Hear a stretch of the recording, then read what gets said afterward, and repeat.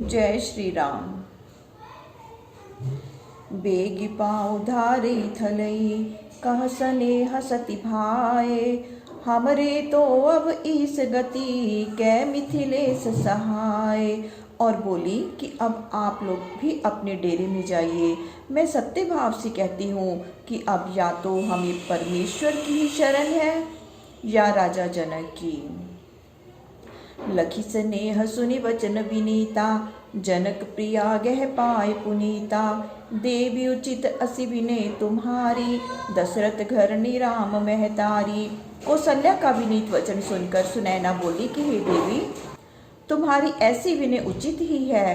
तुम महाराज दशरथ की रानी और श्री रामचंद्र जी की माता जो हो।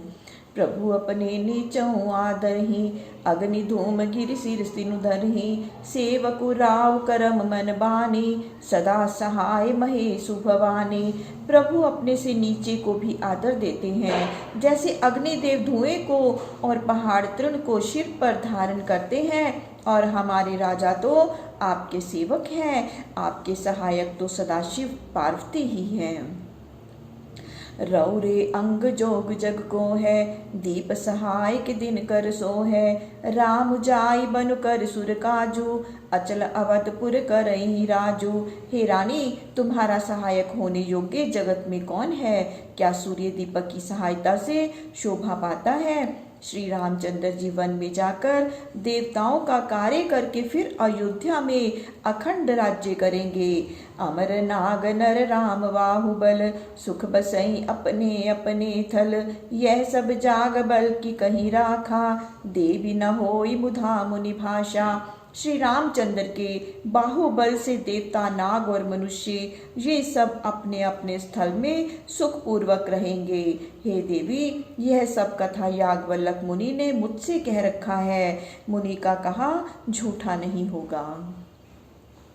अस कै पग परिपेम अति, सिए हित विनय सुनाई। सिए समेत सिए मातु तब, चली सुआय सुपाई। ऐसे कह अतिशय प्रेम से कौशल्या के चरण धर सीता के निमित्त विनय सुनाकर सुनैना सीता को संग ले आज्ञा पा वहां से चली और अपने डेरे पर आई। प्रिय परिजने मिली बैदेही, जो जिहि जोग भांति तेहि तेहि। तापस वेश जानकी देखी, भासब विकल विषाद विशेषी। सीता अपने सब प्रिय परिवार से मिली, जो जिस योग्य था उससे वैसे ही मिली। जब जनकपुर के लोगों ने सीता को तपस्विनी के वेश में देखा तो वे सब महाघोर विषाद से विकल हो गए। जनक राम गुर आय सुपाई, चले थले से देखी आई। लीने लायुर जनक जानकी, पाहुनि पावन प्रेम प्राण की। इधर राजा जनक गुरु वशिष्ठ जी और श्री रामचंद्र की आज्ञा पाकर अपने डेरे में जाकर सीता को देखे तो उन्हें प्रेम और प्राणों की प्रिय पाहुनी जानकर छाती से लगा लिए। उर उमग्यो अम्बुदी अनुरागु, भयु भूप मनु मनु पयागु। सिए स्नेह बटु बाड़त जोहा, तापर राम प्रेम शिशु सोहा। तब उनके हृदय के भीतर प्रेम रूपी सागर उमड़ पड़ा, मन मानो प्रयागराज बन गया। सीता का स्नेह अक्षय वट की भांति बढ़ने लगा और उस सम पर श्री रामचंद्र जी का प्रेम बालक रूप से शोभा देने लगा। चिरजीवी मुनि ज्ञान विकल जनु, बूढ़त लहू बाल अवलंबनु। मोह मगन मति नहीं विदेह की, महिमा सी रघुवर स्नेह की। वहाँ जनक जी का ज्ञान ही चिरंजीवी मार्कंडे मुनि है, जिन्होंने डूबते समय राम प्रेम रूप बालक रूप भगवान का अवलंबन लिया। उस समय राजा जनक की बुद्धि मोह में मगन नहीं थी, अपितु यह तो उनका सीता राम के प्रति स्नेह की महिमा थी। सिए पितु मातु स्नेह बस, विकल न सकी संभारी। धरनी सुता धीरज धरियो, समो सुधर्म विचारी। यद्यपि सीता जी माता पिता के स्नेहवश विकल हो अपने को संभाल न सकी, किंतु उन पृथ्वी पुत्री सीता जी ने स्वधर्म और समय को विचार कर धीरज धारण किया। तापस वेश जनक सिय देखी, भयु प्रेम परितोष विशेषी। पुत्री पवित्र किए कुल दो, सुजस धवल जगु कह सबको। सीता को तपस्विनी वेश में देख राजा जनक के मन में भारी प्रेम और परितोष पैदा हुआ और बोले कि हे पुत्री, तूने पिता और ससुर दोनों कुलों को परम पवित्र कर दिया। तेरे निर्मल सुयश से सारा संसार प्रकाशित हो रहा है, ऐसा सब कहते हैं। जिति सुर सर की रति सरि तोड़ी, गवनु की न विधि अंड करोरी। गंगवनी थल तीन बरेड़े, यही किए साधु समाज घनेरे। हे पुत्री, तेरी कीर्ति रूपी नदी ने देव नदी गंगा जी को भी जीत लिया है और वह करोड़ों ब्रह्मांडों में प्रवहमान हो गई है। गंगा जी के तो पृथ्वी पर 3 ही बड़े स्थल हैं, किंतु तुम्हारी कीर्ति ने तो साधु समाज रूपी अनेक स्थान बना दिए हैं। पितु कह सत्य स्नेह सुबानी, सिए सकुच महु मनु समानी। पुनि पितु मातुलीन उरलाई, सिख आशीष हित दीन सुहाई। पिता ज्यों ज्यों स्नेह भरी सत्य सुंदर वाणी कहते हैं, त्यों त्यों सीता जी संकुचित होती हैं। फिर सीता को छाती से लगाकर पिता माता हितकर शिक्षा देकर आशीष दी। कहती न सिए सकुची मन माही, यहाँ बसब जजनी भल नाही। लखी रुख रानी जनाई उराओ, हृदय सराहत सील सुभाओ। जबकि सीता जी संकोच के मारे कुछ कहती नहीं, तथापि मन में यह चाहती हैं कि रात को यहाँ रहना ठीक नहीं। सीता जी का रुख देख उनकी प्रशंसा कर सुनैना ने यह बात राजा को सूचित कर दी। तब राजा और रानी दोनों हृदय में सीता जी के शील और स्वभाव की सराहना करते हैं। बार बार मिल भेंट सिए, विदा कीन सन्मानी। कही समय सिर भरत गति, रानी सुबानी सयानी। तब राजा रानी ने सीता को बारंबार भेंट कर वहां से विदा कर दिया। फिर चतुर रानी ने समय पाकर राजा से भरत जी की दशा सुंदर वाणी में कहती। सुनी भूपाल भरत व्यवहारु, सोन सुगंध सुधा ससिसारु। मुदे सजल नयन पुलकेतन, सुज सुसराहन लगे मुदित मन। सोने में सुगंध अमृत व चंद्रमा का सा भरत का व्यवहार सुनकर राजा की आंखों में आंसू भर आए, शरीर में पुलकावली छा गई। फिर प्रसन्न मन से वे भरत के सुयश की सराहना करने लगे। सावधान सुन समुखी सुलोचनी, भरत कथा भव बंध विमोचनी। धर्मराज नए ब्रह्म विचारु, इहा जथामति मोर प्रचारु। राजा जनक ने कहा कि हे सुमुखी, हे सुलोचनी, तू एकाग्रचित होकर सुन। भरत की कथा संसार से मोक्ष प्रदान करने वाली है। मेरी बुद्धि तो धर्मशास्त्र, राजनीति और ब्रह्म विचार के प्रचार में ही है। सोमति मोरी भरत महिमाही, कही काह चली छूति न छाही। विधि गणपति अहिपति शिव सारद, कवि को विद बुद्ध बुद्धि विसारद। अतः मेरी बुद्धि भरत की महिमा की छाया को भी नहीं छू पाती है। ब्रह्मा, गणपति, शेष, शारदा, महादेव और बड़े बुद्धिमान लोग भी उनके विषय में कुछ कह नहीं सकते। भरत चरित की रति कर तूती, धर्मशील गुण विमल विभूति। समुझत सुनत सुखद सब काहू, सुचि सुर सरि रुचि निदर सुधाहु। हे प्रिय, भरत का चरित्र, कीर्ति, करनी, धर्मशीलता, निर्मलता और ऐश्वर्य समझने व सुनने से सुख देने वाला और गंगा के समान अमृत का भी तिरस्कार करने वाला है। निर्विधि गुण निरुपम पुरुष, भरत भरत सम जानी। कहीं सुमेरु के शेर सम, कवि कुल मति सकुचानी। भरत के गुण असंख्य हैं, भरत की उपमा में कोई नहीं है। जगत में भरत के समान भरत ही हैं। क्या सुमेरु पर्वत को शेर के बराबर कहा जा सकता है? अतएव कवियों की बुद्धि भरत की उपमा देते सकुचाती है। अगम सबई बरनत बर बरनी, जीव जलहीन मीन गमुधरणी। भरत अमित महिमा सुन रानी, जाने राम न सकई बखानी। हे वर वर्णनी, जैसे जल बिना मछली जी नहीं सकती, ऐसे ही भरत की करनी सबके लिए वर्णनातीत है। उनकी महिमा असीम है, उसे श्री रामचंद्र जी ही जान सकते हैं। पर वे भी कह नहीं सकते। बरनिस प्रेम भरत अनुभाव, तिय जिय की रुचि लखि कह राव। बहुरई लखनु भरत बन जाही, सब कर भल सबके मन माही। इस प्रकार भरत के प्रेम भाव का वर्णन कर राजा जनक ने फिर रानी के मन की बात समझकर कहा कि हे रानी, यदि लक्ष्मण अयोध्या को लौटे और भरत वन को जाए तो इसमें सबका भला है और सबके मन में भी यही है। देवी परंतु भरत रघुवर की, प्रीति प्रतीति जाई नहीं तर की। भरत अवधि स्नेह ममता की, जदपि राम सीम समता की। परंतु हे देवी, भरत और श्री रामचंद्र जी की परस्पर प्रीति और प्रतीति अतर्क्य है। श्री रामचंद्र जी समता की मर्यादा है, किसी में मतभेद नहीं है। तथापि भरत का स्नेह ममता की अवधि है। परमारथ स्वार्थ सुख सारे, भरत न सपने मनो निहारे। साधन सिद्धि राम पगनेहु, मोहि लखी परत भरत मत एहु। लोक परलोक में जितने भी सुख हैं, राम की आज्ञा के आगे भरत जी कभी स्वप्न में भी नहीं देखे। मुझे तो उनमें केवल राम के चरणों के प्रेम का सिद्धांत ही दिख पड़ता है।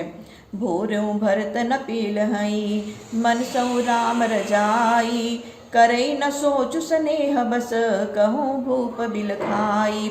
राजा जनक बिलख बदन हो रानी से कहते हैं कि हे भद्रे, भरत जी राम की आज्ञा को स्वप्न में भी भूल कर न टालेंगे, इसीलिए स्नेहवश होकर शोच न करो।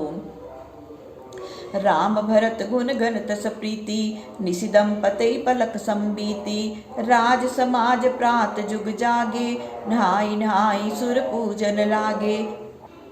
इस प्रकार राम और भरत के गुण कहते कहते राजा रानी की सारी रात पलक की भांति बीत गई। प्रातःकाल दोनों ओर के राज समाज जगे और नहा नहा कर देवताओं को पूजने लगे। गे नहाई गुर पहि रघुराई, बंदी चरण बोले रुख पाई। नाथ भरतपुर जन महतारी, शोक विकल बन बास दुखारी। फिर राम जी स्नान कर गुरु के निकट गए और उनके चरणों की वंदना कर तथा उनका रुख पाकर बोले कि हे नाथ, भरत नगर के लोग और माताएं ये सब सोच से व्याकुल और वनवास के कारण दुखी हैं। सहित समाज राव मिथिलेशु, बहुत दिवस भय सहित कलेशु। उचित होई सोई की जय नाथा, हित सब ही कर रो रहे हाथा। और राजा जनक को भी समाज के साथ कष्ट सहते बहुत दिन हो गए हैं, इसीलिए हे महाराज, अब जैसा उचित हो वैसा कीजिए, क्योंकि सब लोगों का भला आपके हाथ में है। अस कई अति सकुचे रघुराई, मुनिपुल के लखि सील सुभाओ। तुम बिनु राम सकल सुख साजा, नरक सरिस दुहराज समाजा। ऐसा कहकर प्रभु बहुत सच्चे। तब मुनि प्रभु का शील और स्वभाव देख पुलकित हुए और बोले कि हे राम, तुम्हारे बिना सुख और दोनों राज समाज नरक के समान लगते हैं। प्राण प्राण के जीव सुख के सुख राम। तुम तजितात सुहात ग्रह, जिने तिनहि विधि बाम। क्योंकि हे राम, तुम प्राण के प्राण, जीव के जीव और सुख के स्वरूप हो। हे तात, जिनको तुम्हारे बिना घर अच्छा लगता हो, उनसे विधाता को प्रतिकूल समझना चाहिए। सो सुख कर्म धर्म जरि जाओ, जह न राम पद पंकज भाओ। जोग कुजोग ज्ञान अज्ञानो, जह नहीं राम प्रेम परधानो। वह सुख कर्म और धर्म जल जाए कि जहाँ श्री रामचंद्र जी के चरण कमलों में प्रीति नहीं है। वह योग कुयोग तथा ज्ञान अज्ञान है कि जहाँ प्रभु के चरणों में प्रीति की प्रधानता नहीं है। तुम बिनु दुखी सुखी तुम तेहि, तुम जानो जिय जो जहि केहि। राउर आय सुसिर सबहि के, विदित कृपाल ही गति सबनी के। हे राम, तुम्हारे बिना सब दुखी हैं, वे आपसे ही सुखी हैं। हे राम, जिनके मन में जो कुछ है वह सब आप जानते हैं। हे तात, तुम्हारी आज्ञा सबको स्वीकार है। आपु आश्रमई धारई पाओ, भयो स्नेह शिथल मुनि राहो।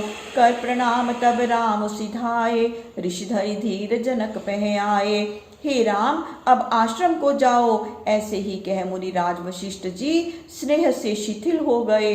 तब राम जी मुनि को प्रणाम कर आश्रम गए और वशिष्ठ जी धैर्य धारण कर जनक जी के पास आए। राम वचन गुरु नृपै सुनाए, सील स्नेह सुभाय सुहाए। महाराज अब की जई सोई, सब कर धर्म सहित हित होई। मुनि ने राजा जनक को श्री रामचंद्र के वचन कह सुनाए और उनका शील स्वभाव भी कह सुनाया और कहा कि हे महाराज, अब वही करना चाहिए जिससे सबका धर्म सहित भला हो। ज्ञान निधान सुजान सुचि, धर्म धीर नरपाल। तुम बिनु असमंज समन को, समरथ एही काल। हे नरपाल, तुम ज्ञान के निधान, परम सुजान, शुद्ध स्वरूप और धर्म में अग्रणी हो। इस दुविधा को मिटाओगे तो मिट जाएगी, नहीं तो समर्थ कोई नहीं है। सुनि मुनि वचन जनक अनुरागे, लखि गति ज्ञान विराग विरागे। शिथिल स्नेह गुणत मन माही, आए यहाँ कीन भल नाही। मुनि के वचन सुन राजा जनक बहुत प्रसन्न हुए और उनका ज्ञान वैराग्य जाता रहा।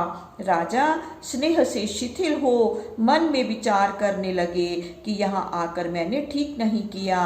रामई राय कहूँ वन जाना, कीन आप प्रिय प्रेम प्रवाना। हम सब बनते बनई पठाई, प्रमुदित फिर विवेक बढ़ाई।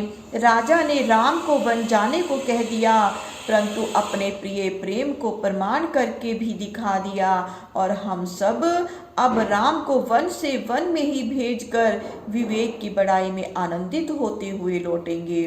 तापस मुनि महिसुर सुनि देखी, भये प्रेम बस विकल विशेषी। सम्यो समझि धरि धीरजु राजा, चले भरत पहि सहित समाजा। राजा जनक की यह दशा देख तपस्वी मुनि और ब्राह्मण प्रेम वश व्याकुल हो गए। राजा जनक समय समझ मन में धैर्य रख वहां से सीधे समाज के साथ भरत के पास आए। भरत आई आगे भय लेने, अवसर सरिस सुआसन देने। तात भरत कहते तेर होती राव, तुम्ही विदित रघुवीर सुभाव। भरत ने अगवानी किया और समय के अनुसार सुंदर आसन पर बिठाया। तब राजा जनक ने भरत से कहा कि हे तात भरत, तुम श्री रामचंद्र जी के स्वभाव को भली भांति जानते हो। राम सत्यव्रत धर्मरत, सब कर शील स्नेहु। संकट सहित सकोच बस, कहे जो आय सुदेहु। हे तात, श्री रामचंद्र जी सत्य संत और धर्मपरायण हैं, अतएव सबके शील व स्नेह के कारण वे कष्ट सहते हैं। इसमें जो आज्ञा हो सो किया जाए। सुनि तन पुल की नयन भरी बारी, बोले भरतु धीर धरि भारी। प्रभु प्रिय पूज्य पिता सम आपू, कुल गुरु समहित माय न बापू। राजा जनक के वचन सुन भरत जी नेत्रों में जल भरकर और पुलकित शरीर हो बोले कि हे तात, आप हमारे पिता के समान प्रिय और पूज्य हैं। गुरु जी भी विराजमान हैं, जिनके समान मेरा हितैषी कोई नहीं है। कौशिकादि मुनि सचिव समाजु, ज्ञान अम्बु निधि आपनु आजु। शिशु सेवक आय सो अनुगामी, जानि मोहि सिख देहु स्वामी। फिर विश्वामित्र आदि महामुनि समाज के साथ विराजमान हैं तथा ज्ञान के समुद्र रूप आप भी विराजमान हैं। तब आज के दिन आप मुझसे क्या पूछते हैं? मुझे तो अपना शिशु सेवक और अनुगामी जानकर शिक्षा ही दीजिए। यही समाज थल बूझ बराउर, मोन मलिन में बोलब बायुर। छोटे बदन कहूँ बड़ी बाता, क्षम बताप लखि बाम विधाता। क्योंकि इस बीच में मैं जो कुछ बोलूँगा वह खराब ही बोलूँगा, क्योंकि मैं इस समाज में मलिन हूँ। हे तात, छोटे मुँह से बड़ी बात कहता हूँ, से क्षमा कीजिएगा। आगम निगम प्रसिद्ध पुराना, सेवा धर्म कठिन जगु जाना। स्वामी धर्म स्वार्थी विरोधु, बैर अंध प्रेमई न प्रबोधु। वेद शास्त्र व पुराणों में भी प्रसिद्ध है कि सेवक का धर्म कठिन है, स्वामी के धर्म में और स्वार्थ में बड़ा विरोध है। जैसे वैर अंधा होता है और प्रेम को ज्ञान नहीं होता। राखी राम रुख धर्म व्रतु, पराधीन मोहि जानी। सबके सम्मत सर्वहित, करई प्रेम पहचानी। हे महाराज, आप धर्मव्रती श्री रामचंद्र जी के रूप को जान और मुझे उनका दास समझकर प्रेम को पहचान कर आप सर्वसम्मत और सर्वहितकारी आज्ञा दें। जय श्री राम। प्रभु श्री राम सबका मंगल करे, सबका कल्याण करे, सबको सुख और सबको स्वास्थ्य प्रदान करे। जय श्री राम।